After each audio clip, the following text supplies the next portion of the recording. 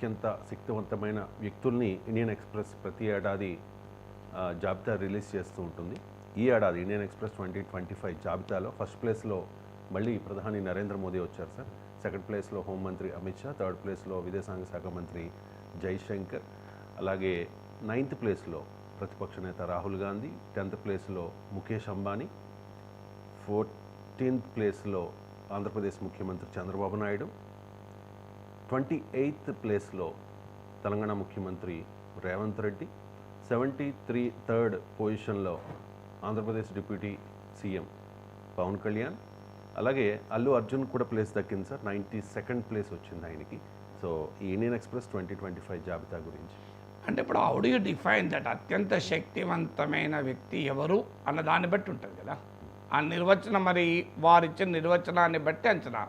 But ఆ rank ఎలా ఉన్నా చంద్రబాబు నాయుడు ఇదే శక్తివంతమైన నాయకుడు కాదని ఎవరు అంటలేరు.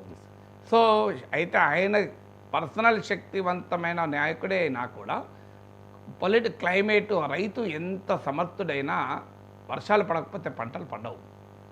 రైతు ఎంత గొప్ప సమర్థుడైనా వరదలు వస్తే పంటలు కొట్టుకుపోతాయి. అంటే వ్యవసాయము బాగా జరగాలి, పంటలు బాగా పండాలి అంటే రైతు అత్యంత శక్తివంతుడై ఉండాలి. అలాగే కరువు వరదలు లేని సానుకూల వాతావరణ పరిస్థితులు కూడా ఉండాలి.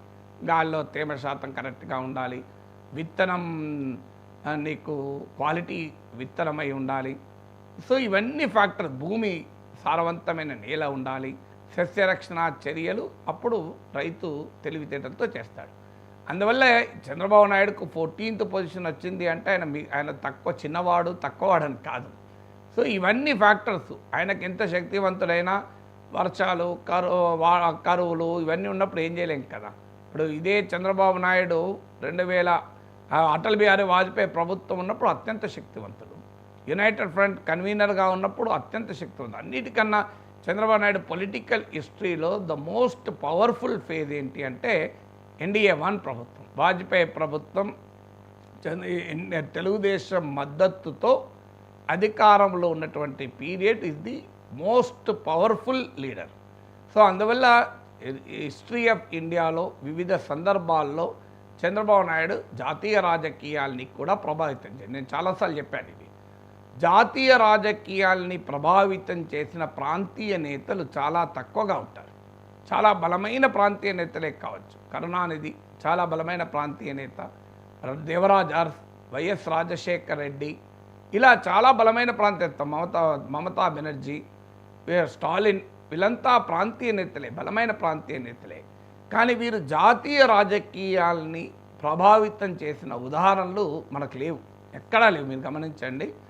నేను ఇప్పుడు మీరు అడుగుతున్నప్పుడు ఒక 75 ఇయర్స్ ఆఫ్ ఇండియన్ పొలిటికల్ హిస్టరీని రేఖామాత్రంగా ఊహించాను. మీకు ఈ 75 ఏళ్ల చరిత్రలో ఏ ప్రాంతీయ నాయకుడు జాతీయ రాజకీయాల్ని చంద్రబాబు నాయుడు ప్రభావితం చేసినంతగా ఎవరు ప్రభావితం చేయలేదు. మీరు గమనించి యునైటెడ్ ఫ్రంట్ పీరియడ్ తీసుకోండి, మీరు వాజ్పేయి ఎన్డీఏ పీరియడ్ తీసుకోండి. అఫ్కోర్స్ 2014లో అత్యంత శక్తివంతుడు నెంబర్ 1 పొజిషన్లో ఉన్న నరేంద్ర మోడీ ప్రభావం వల్ల చంద్రబాబు నాయుడు ప్రభావం తగ్గుతుంది కదా. ఇప్పుడు శక్తివంతుడు అనేది నువ్వు అంతకన్నా ఎక్కువ బలవంతుడు తక్కువ బలవంతుడు ఈ 2 కంపారిజన్లో ఉంటుంది కదా. బలం అనేది మీకు ముఖేష్ అంబానీ పక్కనుంటే 1000 కోట్లు కాదు 10,000 కోట్లు ఉన్నోడు కూడా తక్కువ బలవంతుడే, ఏం చేయలేం కదా. అందువల్ల మోడీ ఫినామినన్ వచ్చాక చంద్రబాబు నాయుడు పవర్ తగ్గింది. అయితే అది కూడా మీరు గమనిస్తే మళ్ళీ 2024లో మళ్ళీ Chandrababu Naidu became powerful man. So 2019లో ఇర్రెలవెంట్ అయినటువంటి చంద్రబాబు నాయుడు 5 ఏళ్లలో మళ్ళీ రిలవెంట్ కాగలిగాడు. అందువల్ల రెండవ డైమెన్షన్ చంద్రబాబు నాయుడులో, మొదటి డైమెన్షన్ జాతీయ రాజకీయాలను ఇంతగా ప్రభావితము చేసిన ప్రాంతీయ నాయకుడు ఈ 75 ఇయర్స్లో మరో నాయకుడు లేడు, మీరు గమనించండి. రెండవది ఒక తీవ్రమైనటువంటి ఆటుపోట్లున్న ఒక వి షేప్ రికవరీ అంటారు. సో కంప్లీట్గా కింద పడ్డా మళ్ళీ పైకి లేవగలిగిన సత్తా ఉన్న బలవంతుడు. ఇది ఒక్కసారి కాదు, అనేక సార్లు.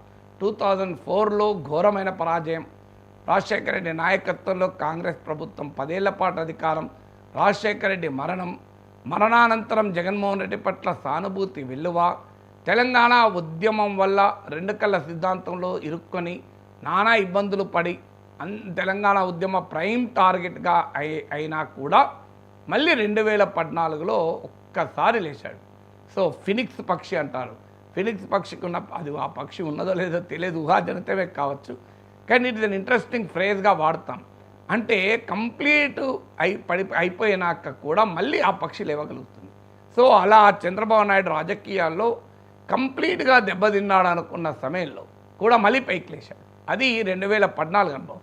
మళ్ళీ 2019లో 23 సీట్లకు పరిమితమై జాతీయ రాజకీయాల్లో అసలు రిలవెంట్లో కూడా లేకుండా పోయిన చంద్రబాబు నాయుడు ఇక చంద్రబాబు నాయుడు పని అయిపోయింది అని జ్యోతిష్యాలు చెప్తున్న సమయంలో మళ్ళీ అద్భుతమైన విజయాన్ని 164 సీట్లు 22 ఎంపీలతో తన నాయకత్వంలో పవన్ కళ్యాణ్ కలిసి రాగా అనూహ్యమైన విజయాన్ని సాధించాడు. అందువల్ల రెండవ కారణం అత్యంత శక్తివంతుడు 14వ ర్యాంకా 1వ ర్యాంకా 2వ ర్యాంకా కాదు.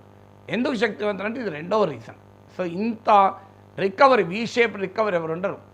మూడవ డైమెన్షన్ ఏంటంటే అననుకూల పరిస్థితుల్లో కూడా చాలా తీవ్రమైన అవమానాలు పరాభవాలు ఎదుర్కొన్నా కూడా వాటిని దిగమింగగలిగిన మనోస్థైర్యం ఉన్న నాయకుడు చంద్రబాబు నాయుడు.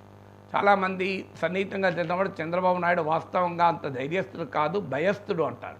నిజం కూడా అది. చంద్రబాబు నాయుడు తెగించి పనిచేసే స్వభావం ఉన్నవాడు కాదు. కానీ కూడా ఆ మనోస్థైర్యం అయితే దెబ్బతినదు. మీకు దానికి ఉదాహరణ 2004లో రాజశేఖర్ రెడ్డి అటాక్కు నిలబడ్డాడు. 2014 వరకు తెలంగాణ ఉద్యమ అటాక్కు నిలబడ్డాడు. 2019 తర్వాత జగన్మోహన్ రెడ్డి అటాక్కు నిలబడ్డాడు. అది మామూలు అటాక్ కాదు కదా. చంద్రబాబు నాయుడు జైలుకి వెళ్లాల్సి వచ్చింది. భార్య పైన అతి నీచమైన కామెంట్స్ ప్రత్యర్థులు చేసినా కన్నీళ్లు పెట్టుకున్నాడు చంద్రబాబు నాయుడు, కానీ మనోస్థైర్యాన్ని వదులుకోలేదు. ఇది గౌరవ సభగా మారింది. దీన్ని గౌరవ సభగా మారినాకనే మళ్ళీ వస్తానని శపథం చేసి 164 మంది ఎమ్మెల్యేలు వెనక రాగా అసెంబ్లీలో ఒక అద్భుతమైన ప్రవేశం చేయగలిగాడు. సో ఈ మనోస్థైర్యం మామూలు మనోస్థైర్యం కాదు. తనతో పోలిస్తే పిలవాడు కదా జగన్మోహన్ రెడ్డి. ఎందుకంటే చంద్రబాబు నాయుడు రాజశేఖర్ రెడ్డి ఫ్రెండ్స్ కూడా 78లో ఒకేసారి అసెంబ్లీకి వచ్చారు. 78లో అప్పటికి మరి మీకు జగన్మోహన్ రెడ్డి ఎంత ఏజో నాకు గుర్తులేదు. సో అలాంటి తన సమకాలీకుని కొడుకు తానను ఇంత అవమానించినా కూడా మనోస్థైర్యం దెబ్బతినకుండా నిలబడ్డాడు. అది మూడవ ప్రత్యేకత, అత్యంత శక్తివంతుడైనది. నాలుగవ ప్రత్యేకత ఏంటంటే ఎకనామిక్ మోడల్. సో ఎవరు విమర్శించినా ఎవరు ఎన్నన్నా అంతర్జాతీయ స్థాయిలో కూడా చంద్రబాబు నాయుడు గురించి మీరు ప్రపంచ బ్యాంక్ ఆఫీస్కి వెళ్ళి చంద్రబాబు నాయుడు పేరు ఎప్పుడు గుర్తుపడతారు, మళ్ళీ ఏ నాయకుని పేరు ఎప్పుడో గుర్తుపడతారు. సో మీకు చంద్రబాబు నాయుడు పేరు IMF ఆఫీస్కి వెళ్ళా గుర్తుపడతారు. సో గ్లోబల్ క్యాపిటల్కు ఈ was the favourite. So Indian క్యాపిటల్కి ఈ వాజ్ ద ఫేవరైట్. మీరు ఇప్పుడు ఈ గవర్నెన్స్ ఉంది. ఇప్పుడు మనకు ఈ UPI సేవలు ఇవన్నీ కామన్ అయ్యాయి, రొటీన్ అయ్యాయి. ఒకప్పుడు మీరు ఆలోచించండి, చంద్రబాబు నాయుడు కాలంలో మొదలైంది ఈ సేవలు మీ సేవలు. ఇవాళ ఆన్లైన్ సేవలు అంటే ఆ రోజుల్లో చంద్రబాబు నాయుడు పైత్యం అనుకునేవాళ్ళు. కానీ ఇవాళ ఏమైంది, నిజమైంది కదా. పాపం రాజీవ్ గాంధీ కంప్యూటర్లు ఇంట్రొడ్యూస్ చేసినప్పుడు ఆయన మీద విమర్శ 21వ శతాబ్దం గురించి మాట్లాడుతున్నాడని. కానీ చరిత్ర రాజీవ్ గాంధీ విజన్ కరెక్ట్ అని చెప్పింది కదా. సో మీ కంప్యూటర్లు 21st సెంచరీ కరెక్ట్ అని చెప్పింది కదా. సో అందువల్ల కొన్ని విషయాలు మనకు తర్వాత అర్థమవుతుంది.